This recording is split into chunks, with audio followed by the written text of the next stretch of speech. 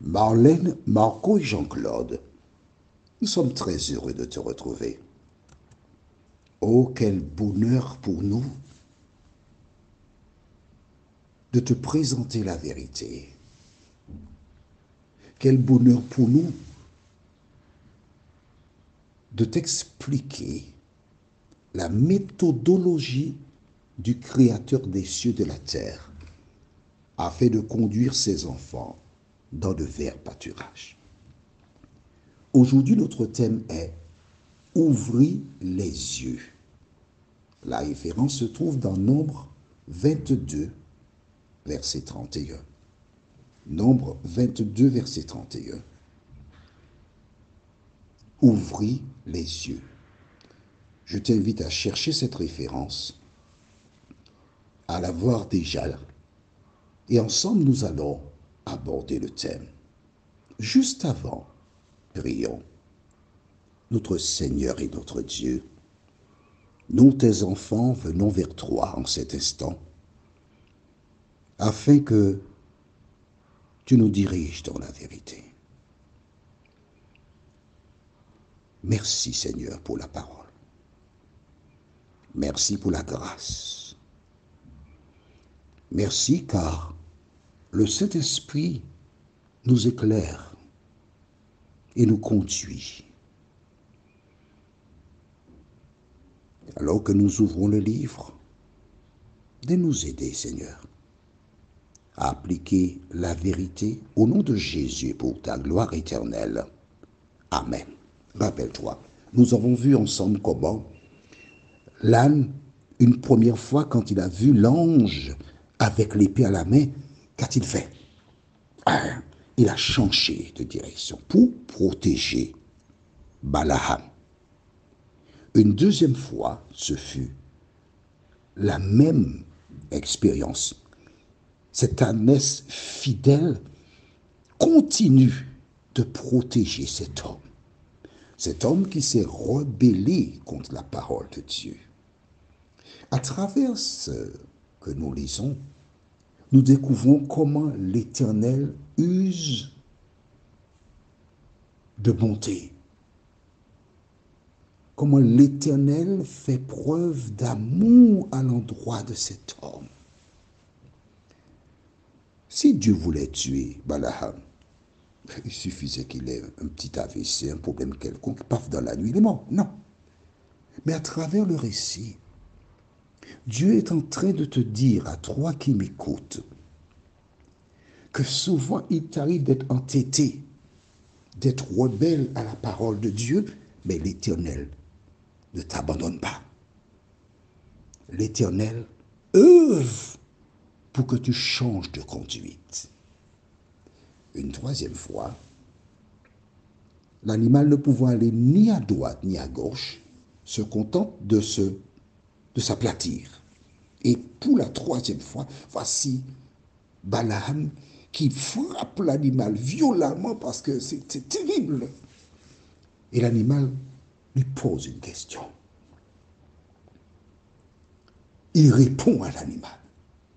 L'animal pose encore une énigme en continuant à parler. Et Balaam continue à répondre à l'animal.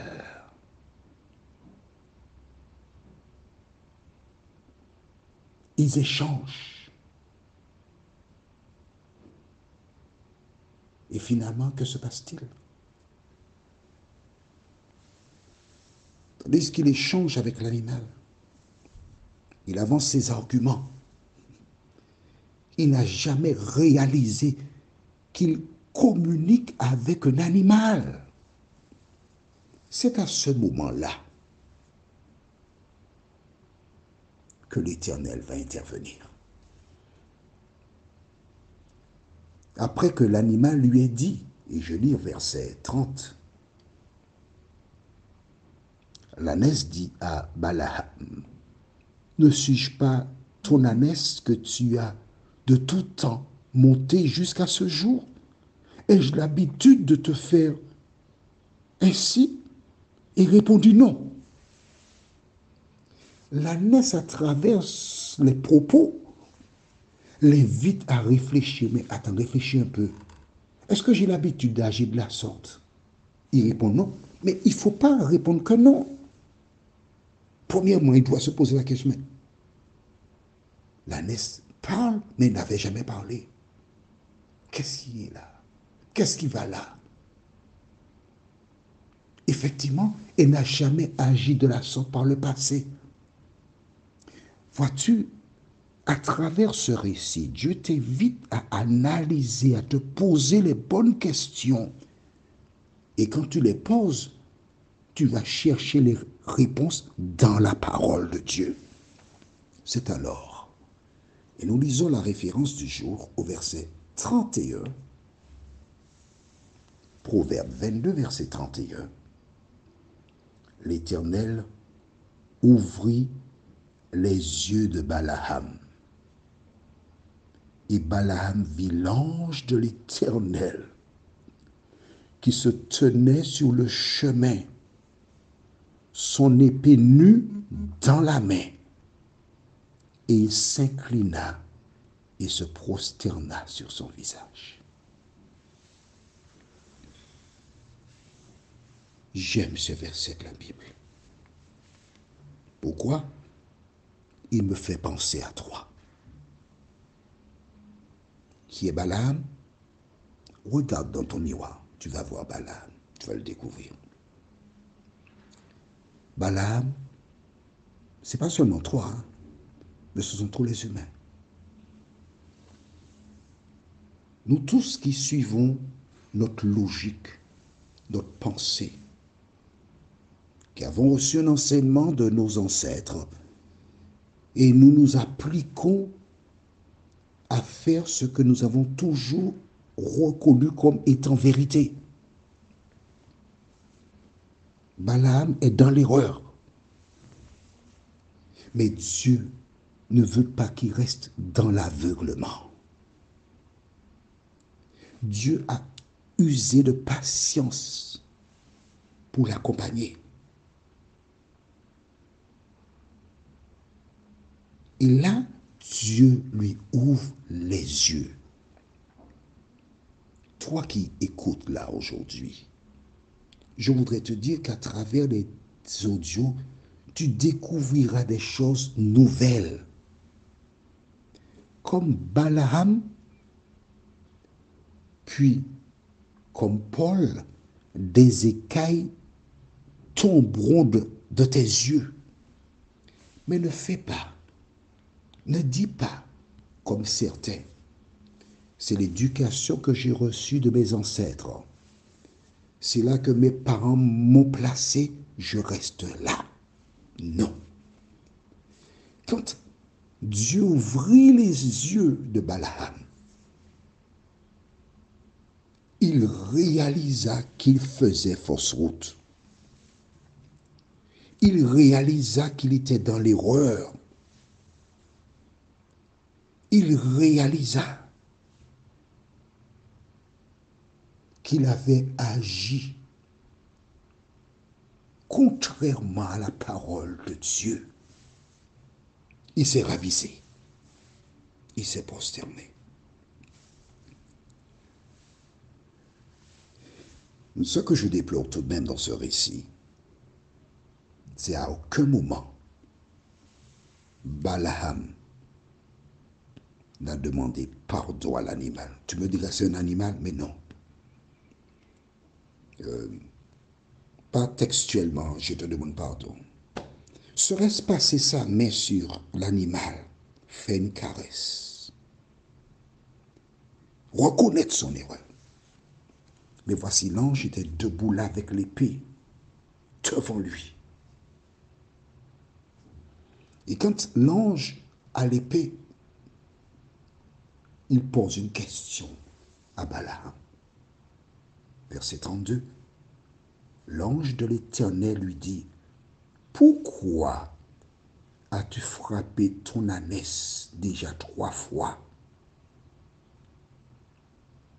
Voici, je suis sorti pour te résister, car c'est un chemin de perdition qui est devant moi. l'ânesse m'a vu et elle s'est détournée devant moi déjà 3 fois. Si elle ne se fût pas détournée de moi, je t'aurais même tué et je lui aurais laissé la vie. Est-ce que tu vois? L'ange pose une question. Pourquoi as-tu frappé l'animal? Pourquoi as-tu agi injustement à son encontre alors qu'elle t'a sauvé la vie? Si tu apprends de ton domicile un animal que tu maltraites, je t'invite à en prendre soin, puis de le libérer. Parce que de la même manière que l'ange posait la question à Balaam, plusieurs personnes seront perdues à cause des mauvais traitements qu'ils infligent aux animaux. Ah, c'est surprenant pour toi ce thème? Mais oui, il ne suffit pas de prendre Jésus pour sauveur personnel, non. Ton attitude vis-à-vis des animaux, tu devras rendre des comptes à Dieu. Pourquoi? Parce que Dieu a béni les animaux. Prions. Notre Seigneur et notre Dieu, grande est notre joie de découvrir la parole. Grande est notre joie de savoir que tu veilles sur nous. Alors merci de nous aider jour après jour à vivre pour toi, nous t'en prions. Au nom de Jésus, pour ta gloire éternelle. Amen. Que l'Éternel continue son œuvre en toi. Que le Saint-Esprit t'aide à revoir ton attitude vis-à-vis des animaux, à les respecter parce qu'ils sont bénis de l'Éternel. Nous verrons prochainement dans le livre de Jonas 4, versets 5 à 11. Jonas 4, versets 5 à 11. Que l'Éternel continue de te bénir et te garder, qu'il te fortifie, et qu'à son avènement tu puisses dire, Seigneur, j'ai respecté les animaux, les créatures que tu as bénies, car ce que tu bénis, ô Éternel, l'est pour toujours. Il me tarde de te retrouver. En attendant, revois tout ce que nous avons déjà lu, étudié. Surtout, mets ces choses en pratique. Que Dieu continue de te bénir.